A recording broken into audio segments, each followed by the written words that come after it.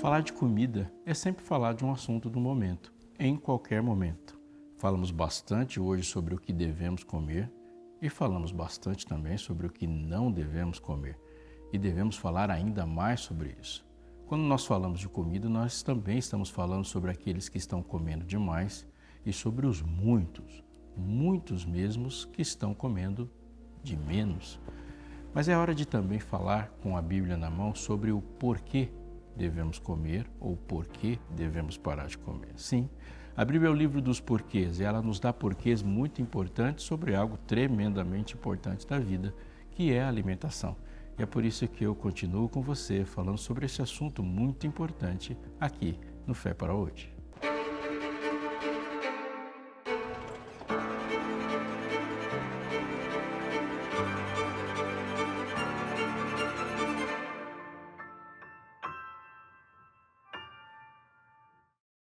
O menino voltava para sua casa com um enorme sapo trazido nas costas. Não era uma coisa pequena. O tamanho do sapo era equivalente ao tamanho dele, um menino de quase 9 anos de idade. No caminho de casa, ele encontrou com uma repórter que, olhando para ele, perguntou o que era aquilo, e no meio da resposta e da matéria havia a descrição dos sapos gigantes encontrados na África. A repórter, olhando para o sapo, morrendo de medo, perguntou para o menino, quase que transferindo o seu medo para ela, e disse: "Você não tem medo desse sapo?" E o menino prontamente respondeu: "Como poderia eu ter medo de algo que dá para eu me sustentar por uma semana?" Essa é a história da comida entre nós. Algumas coisas para alguns é uma iguaria, para outros é extremamente repugnante. Para uns é um sonho, para outros passa de um objeto sagrado. Alimentos são importantes e alimentos fazem parte da nossa vida, mas também não podemos ignorar que alimentos recebem significados com o tempo. E esses significados também são encontrados na palavra de Deus, que de uma ponta até a outra fala de alimentos. Começamos com o pecado, que é comer, ou a vida, que também é comer, e terminamos a palavra de Deus com o convite a comer. E é por isso que, ao falar de alimento, precisamos também ouvir o que Deus fala sobre ele.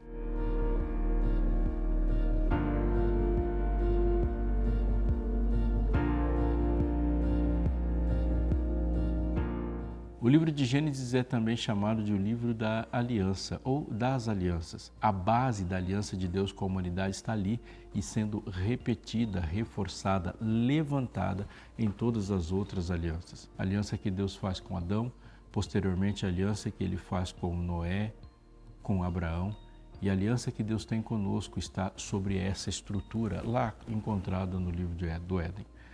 Quando Deus faz a aliança com Adão, a gente consegue perceber como estrutura da aliança aquilo que Deus coloca nas alianças como a parte dele. Conversando com Adão, Deus dá a ele a garantia do seu sustento. No livro de Gênesis, capítulo 1, verso 29, e Deus disse ainda: "Eis que lhe tenho dado todas as ervas que dão semente, e se acham na superfície de toda a terra, e todas as árvores em que há fruto que dê semente, isso servirá de alimento para vocês." A primeira menção sobre a alimentação ali para o homem, ela é dada nesse texto. E há um significado ali. O alimento no livro de Gênesis, neste texto, ele tem um porquê: sustentar a vida de Adão.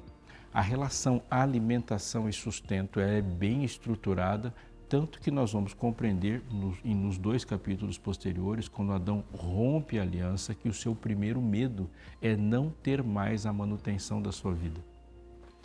Note que é importante ali também pensar que há um significado sendo colocado neste alimento, porque de todas as árvores, diz o texto, que dão semente, se vos há por alimento. A manutenção da vida de Adão vinha daquilo que Deus provinha para ele como alimento.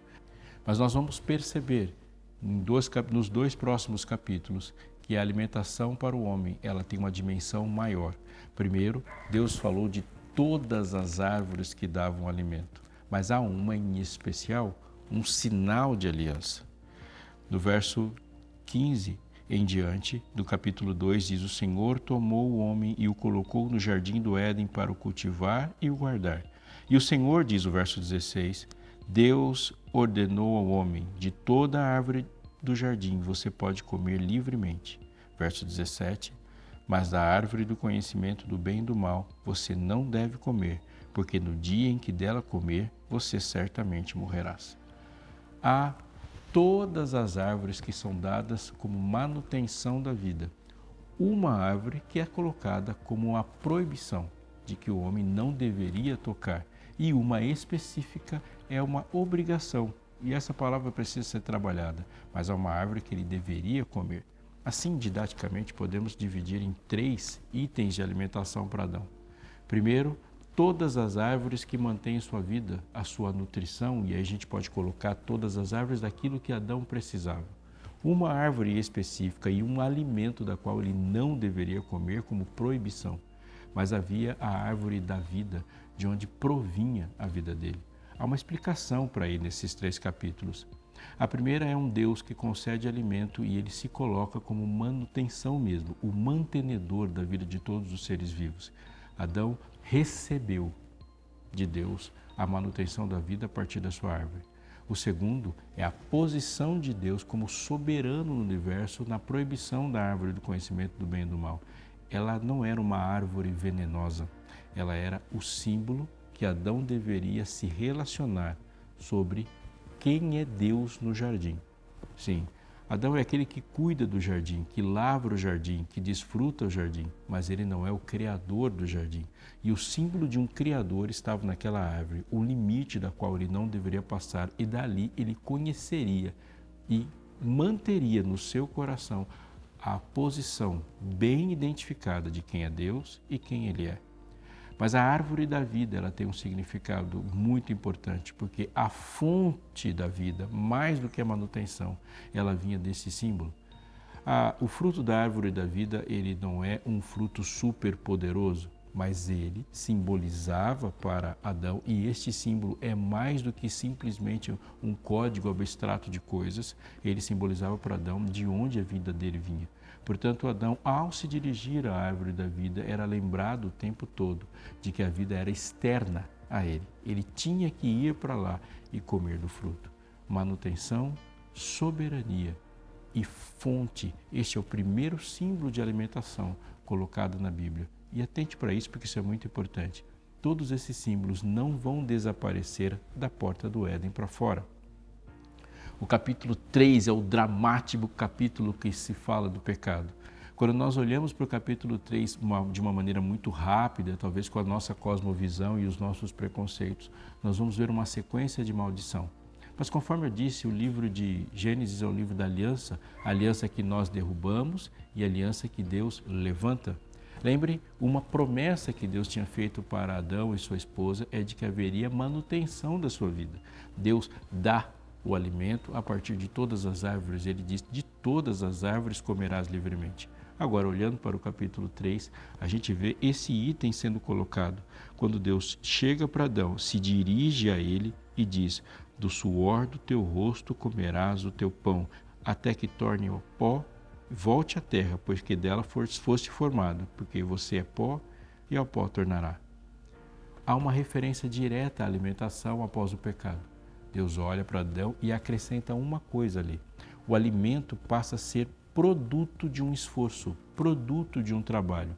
O alimento toma, a partir de então, uma conotação de valor, porque ele é resultado do suor de alguém. Do suor do teu rosto comerás o teu pão. 2 coisas se destacam. Essa é a primeira, que o alimento passa a ter um ar de valor bem grande sobre a manutenção da vida. E a segunda é Deus levantando a aliança que fez conosco, dizendo, lá eu disse que você comeria. Aqui, nesse ambiente de pecado, o pão nosso de cada dia também provém de Deus.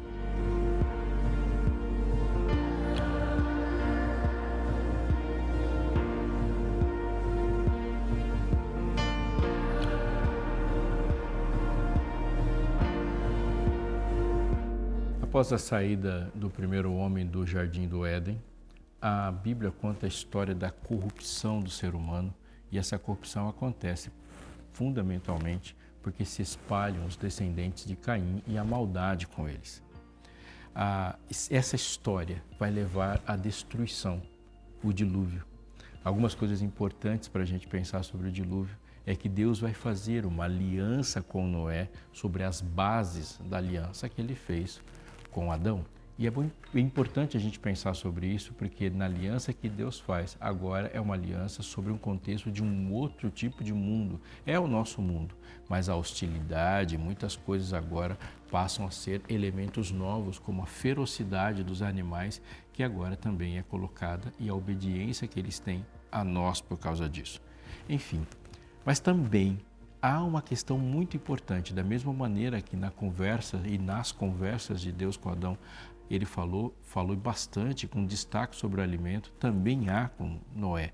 E nessa conversa com Noé, isso chega até nós. O capítulo 7 começa assim: O Senhor disse a Noé: Entre na arca você e toda a sua família, porque reconheço que você tem sido justo diante de mim por meio dessa geração. De todo animal puro, leve com você 7 pares, o macho e sua fêmea, mas os animais impuros, leve um par, o macho e sua fêmea.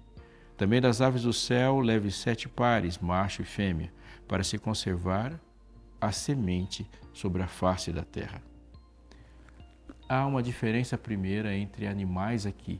Há uma base sobre a diferença de animais puros e animais impuros. Animal puro e impuro não categoriza a qualidade do animal diante de nós. Por exemplo, o animal puro é melhor, o impuro é pior. Não é disso que Deus está falando.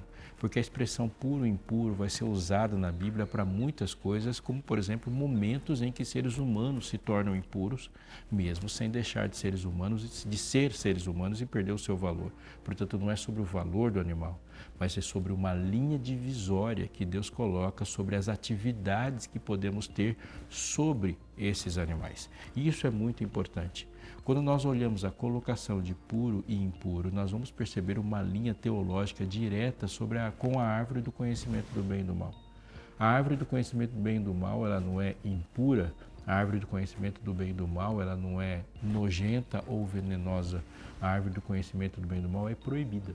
Simples assim. É uma linha que Deus coloca para que nós saibamos qual é o seu papel, o papel de Deus e sua soberania sendo exercida para cá. E nós devemos reconhecer essa soberania entre tantas coisas que Deus colocou na terra, da qual nós não devemos passar. Você pode fazer uma linha que vai pegar muitas coisas que fazem parte da vida. Por exemplo, quando ele diz que todas as suas posses estão sob o seu controle. Mas há uma linha que demarca uma parte da posse que deve ser devolvida a Deus como sinal de soberania, nós chamamos de dízimo. Da mesma forma, a gente pode fazer uma colocação direta quando se fala, por exemplo, de um ciclo menstrual. E a legislação diz sobre como se toca, o que não se deve tocar ali, sobre severa penalidade. Há uma linha divisória da soberania de Deus no tempo. 6 dias, diz ele, trabalharás e farás toda a tua obra, mas o 7º dia é o sábado do Senhor teu Deus. O sábado delimita o que é criador e o que é criação, o que é criador e o que é criatura. Entre os animais também tem a linha na mesma lógica. Então aqui, o puro e o impuro é uma divisão que Deus coloca. E Deus estabelece, fundamentalmente ali, ele estabelece qual é a função desses animais. Os animais impuros têm uma função na natureza e, posteriormente, quando a alimentação carne é autorizada ao ser humano, essa linha, essa divisão vai ser mantida para que o homem não se coloque como soberano. Mas há uma coisa muito importante aqui. Na nossa relação sobre uma alimentação de outra vida, sobre a alimentação carne, ela não é livre. Ela não é sobre a nossa soberania, de um homem olhar para tudo que existe na natureza e falar, isso tudo é meu. Não, Deus separa, protege o ecossistema, determina e está presente nas escolhas sobre a alimentação. E isso é colocado aqui para Noé por ocasião do dilúvio. É interessante como Deus mantém a vida, porque quando cai a água, toda alimentação vegetal se torna impossível, o mundo está destruído.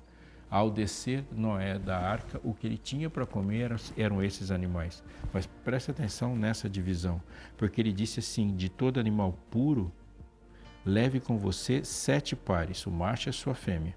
Mas os animais impuros, leve um par, Portanto, pensando que toda espécie animal estava preservada com ele na arca, a alimentação de qualquer animal impuro levaria à extinção desse animal, porque foi preservado apenas um par. Mas 7 animais puros significa que havia possibilidade e provisão para que ele continuasse. Nas bases de Gênesis, a gente vê algumas coisas que chegam até nós na teologia da alimentação. Não só como comemos, o que devemos comer ou devemos deixar de comer, a quantidade de comida, mas a gente vê em Gênesis até o capítulo 9 já os porquês e determinações de Deus e a participação dele na nossa alimentação. Mas tem mais, porque o assunto vai chegar até a nossa cozinha.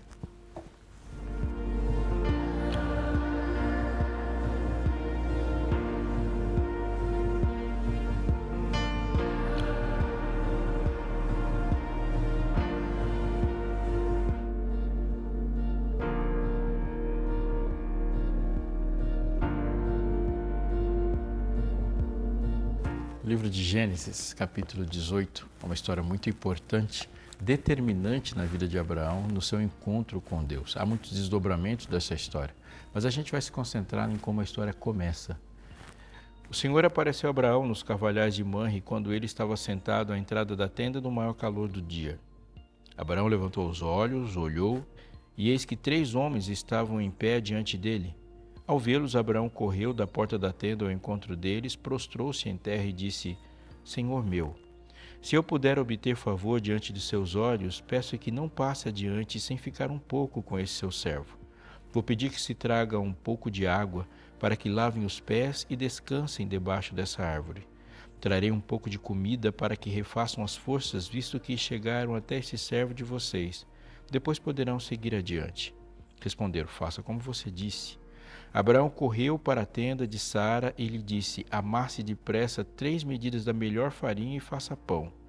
Abraão, por sua vez, correu ao gado, pegou um novilho tenro e bom e o entregou ao empregado, que se apressou em prepará-lo. Pegou também coalhada e leite e o novilho que tinha mandado preparar e pôs tudo diante deles e permaneceu em pé junto a eles debaixo da árvore e eles comeram. Quantas coisas estão presentes nesse relato, coisas que a gente consegue identificar na nossa vida em cerimônias, mas a conexão dos seus significados não pode ser quebrada. A gente percebe aqui um lavar dos pés. Você já ouviu falar disso? Lava-pés é uma cerimônia ainda preservada pelo mundo cristão em algumas denominações religiosas. Lava-pés é legítimo, está na Bíblia, e Deus disse em Jesus Cristo ao refazer a aliança conosco e nos preparar nessa cerimônia que aponta do seu sacrifício para a sua vinda, a cerimônia de Santa Ceia, com esse lavar dos pés. Uma cerimônia que envolve humildade, conexão e representação de Cristo na vida da comunidade de fé. Aqui, a primeira coisa que Abraão coloca e se oferece para os seus convidados celestiais é o lavar dos seus pés. Uma caminhada com sandálias, uma caminhada em uma estrada não pavimentada, uma caminhada que agride e gera cansaço, e agora se oferece o lavar dos pés. Há mais do que isso nesse movimento aqui. O lavar dos pés também é uma cerimônia que envolve uma higienização. Aqui não é uma cerimônia. Para nós, a gente lembra disso, porque não estamos imaginando uma mesa aqui. Há uma toalha no chão, ou uma mesa muito baixa, não uma mesa como as que nós usamos, onde os pés ficam longe da comida. Aqui, o pé está perto da comida. As pessoas estão deitadas ao redor da mesa, comendo com as mãos e os pés ali também. Lavar os pés é trazer para dentro um aconchego, dizer eu estou cuidando de você, é o preparo para comer e oferecer um conforto para a pessoa para comer, onde a pessoa é protegida e a pessoa sente aquilo que ela deve sentir ao se entregar completamente para a refeição. O que percebemos aqui? Primeiro, o momento de comer é muito importante. Ele é um evento durante o dia. O quanto isso nos chama a atenção, porque de uns tempos para cá, o comer deixou de ser um evento. Comemos andando, comemos apressadamente, comemos na rua, o comer não é demarcado. Não que necessariamente haja uma liturgia e deva haver uma liturgia na alimentação, mas quantos danos estão sendo causados à nossa vida porque o alimentar não é mais um evento. Por exemplo, aquelas famílias que param e comem juntas e demarcam esse momento como evento, elas têm benefícios que outras não têm. Esperar que todos estejam à mesa, sem nenhum aparelho ligado, sem nenhum outro som, sem nenhuma distração, mas o olhar um para o outro. E este evento, e anota bem essa frase, compartilhar a vida juntos é extremamente significativo, da antiguidade até aqui. Porque é exatamente isso que está acontecendo nesse e em todos os outros textos bíblicos. A vida, desde o começo da Bíblia, vem de um alimento. A vida como manutenção e a vida como fonte. Portanto, quando alguém senta à mesa com você e você dá a sua comida para ela, você está compartilhando a vida. E por que isso não tem hoje tanto significado como teve nessa época? Porque de uma forma hoje, depois da industrialização, compreendemos que a manutenção da vida está colocada nos nossos cartões de crédito, nas nossas notas ou na nossa capacidade de comprar comida. Mas isso ele se desfaz em fenômenos da história. Nós podemos voltar um pouquinho no século XX, nas primeiras décadas do século XX, naquela grande crise que começou ali na quebra da Bolsa em 1929, onde as pessoas tinham dinheiro, mas não tinham o que comprar. Em outro momento, elas tinham muito dinheiro e o dinheiro não tinha nenhum valor. Nós podemos voltar também na história a grandes momentos de fome, onde ou a produção de alimento ou a nossa capacidade monetária não tem nenhum valor. A verdade é que a gente tem um pouco mais de dinheiro em um momento, um pouco menos de dinheiro em outro, mas o alimento continua vindo como fonte da vida. Precisamos comer e precisamos devolver o valor do alimento como manutenção, como fonte que vem das mãos de Deus, que é a fonte primeira, mas também como comunhão entre as pessoas. Comer junto é compartilhar a vida. Algumas culturas ainda mantêm, as culturas orientais ainda têm esse valor muito forte. Em algumas regiões do Brasil a gente percebe isso também. Estou te chamando para um evento. Tente colocar isso na sua vida e você vai perceber o quanto os seus relacionamentos ficam diferentes. Aqui há algo importante porque Abraão, ao receber os seus convidados celestiais, coloca diante deles uma alimentação, fica em pé em posição de serviço. Sim, exatamente. Quando a gente vai para a Santa Ceia, que é a cerimônia que hoje é mais conectada à alimentação e explora os símbolos da alimentação, isso é imediato lá, a relação de serviço. Servir o outro para o bem do outro, agradar o outro, prover vida para um outro. Ali a gente vê, por exemplo, na cerimônia de lava-pés, o serviço, Jesus deixou bem claro, o servo que lava. Jesus deixou bem claro também que o entregar a vida é a vida de dentro para fora. E isso é muito importante. Quando a gente serve alguém, nós entendemos o nosso papel no mundo e compreendemos também o nosso papel no mundo e podemos ter essa oportunidade todos os dias no ato de comer.